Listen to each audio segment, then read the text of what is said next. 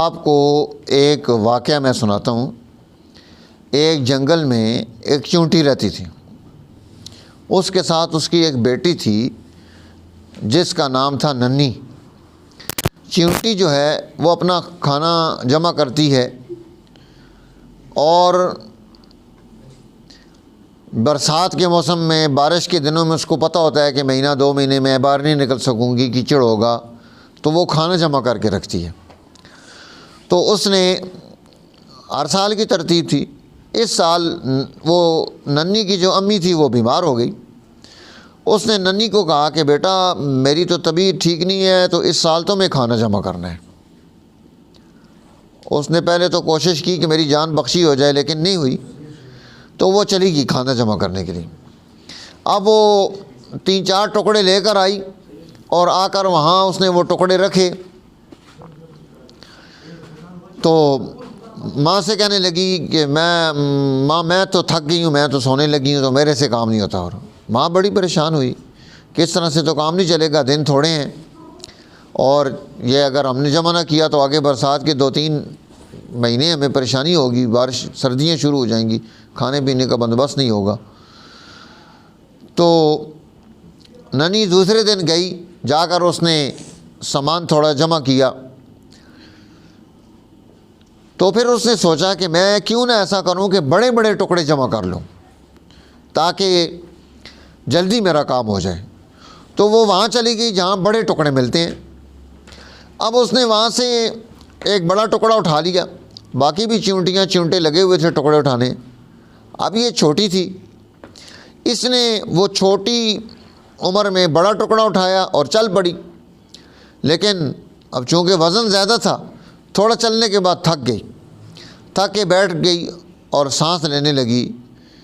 تو دور سے اس کو ایک بڑی آنٹی دیکھتی ہے، خالہ اس کی۔ وہ خالہ اسے کہتی ہے کہ کیا مسئلہ ہے تمہارا؟ اس نے اس کو ساری بات بتائی، کس طرح ماں بیمار ہے اور مجھے کھانا جمع کرنا ہے اور میں بڑے ٹکڑے تلاش کر رہی ہوں۔ اس نے کہا تم اس طرح نہ کرو۔ تو وہ خالہ اس کو کہتی ہے اچھا اس طرح کرو، آؤ میں تمہیں کام بتاتی ہوں۔ وہ اس کو لے کر گئی ایک درخت کے نیچے، وہاں سایہ تھا، اور وہاں چھوٹی جو چونٹیاں تھیں وہ چھوٹے چھوٹے دانے جمع کر رہی تھیں۔ انہوں نے کہا دیکھو یہ تمہاری دوست ہیں ساری اور یہ دانے جمع کر رہی ہیں، تم یہاں سے دانے جمع کرو۔ انہوں نے کہا میں چھوٹے چھوٹے دانے جمع کر کے تھک جاؤں گی، کتنے جمع کروں گی؟ تو خالہ نے اس کو کہا کہ چلو تم میرے ساتھ معاہدہ کر لو، میری کچھ شرائط اگر تم منظور کر لو، اور معاہدہ یہ ہے کہ تم چھوٹے دانے میرے گھر میں جمع کر دینا، میں بڑے دانے تیرے گھر میں جمع کر دوں گی۔ ننھی بڑی خوش ہو گئی، اس نے کہا تو مسئلہ ہی حل ہو گیا۔ اب اس نے خالہ نے کہا کہ میری شرط ہے۔ اس نے کہا ساری شرطیں منظور ہیں۔ ساری شرطیں کیا ہیں؟ منظور ہیں۔ آپ کیا کریں کہ میرے گھر میں بڑے ٹکڑے جمع کریں، میں آپ کے گھر میں چھوٹے ٹکڑے جمع کر دوں۔ انہوں نے کہا شرط یہ ہے کہ روزانہ تم نے 3 گھنٹے کام کرنا ہے۔ روزانہ کتنا کام کرنا ہے؟ 3 گھنٹے، اور چھٹی نہیں ہوگی۔ اور اس نے کہا یہ تو بڑی آسان شرط ہے، میں نے آپ کے گھر میں جمع کرنا، ہاں میرے گھر میں جتنے بھی تم جمع کرو، روز 3 گھنٹے کام کرو گی، چھٹی نہیں کرنی۔ اچھا جب وہ سوتی تو خالہ اس کو کہتی کہ دیکھو یہ سونے کا ٹائم ہے، اس وقت تمہیں اٹھنا پڑے گا، پھر تم نے کام کرنا۔ انہوں نے کہا ٹھیک ہے۔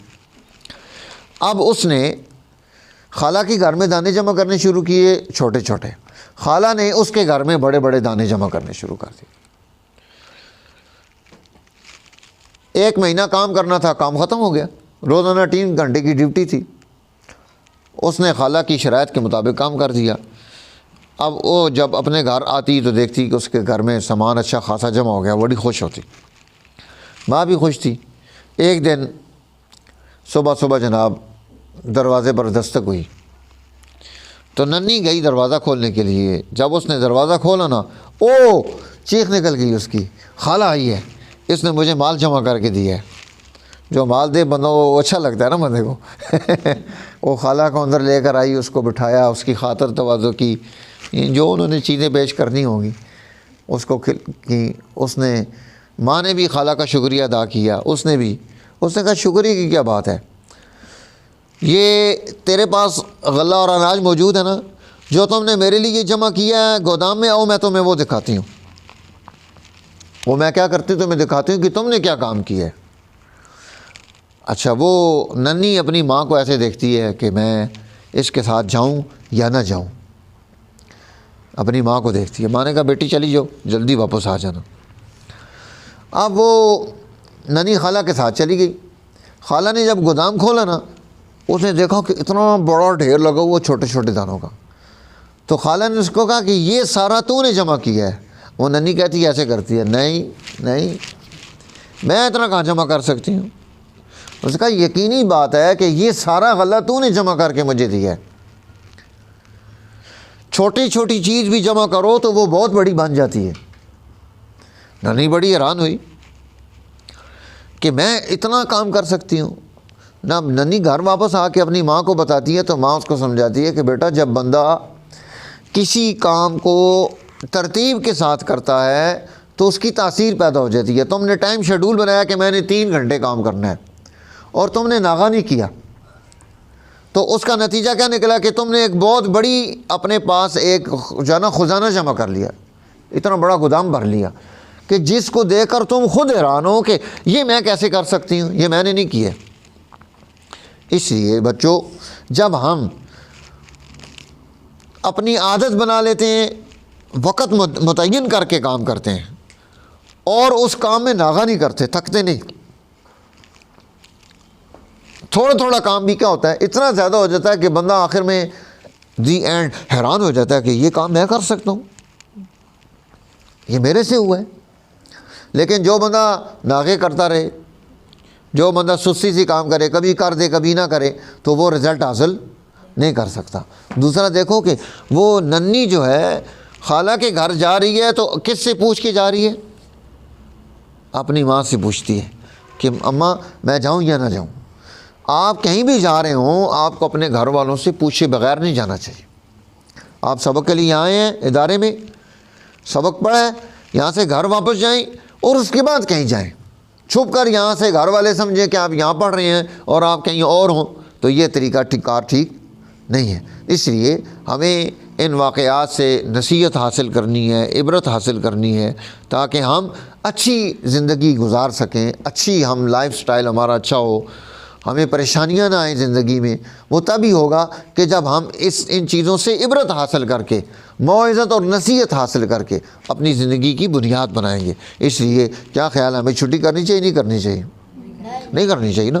اور روزانہ ٹائم دیکھ کے کام کرنا چاہیے کہ یہ ٹائم میرا اس کام کا، میں نے یہ 1 گھنٹہ دینا ہے۔ مثال کے طور پہ آپ نے شام کو 1 گھنٹہ سبق یاد کرنے کے لیے دینا ہے، تو ٹائم دیکھ کے پورا گھنٹہ دیں، چھٹی نہ کریں۔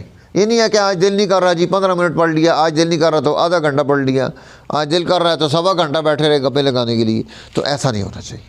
اللہ تعالیٰ ہمیں جو ہے نا درست زندگی گزارنے کی توفیق نصیب فرمائے۔ شکریہ۔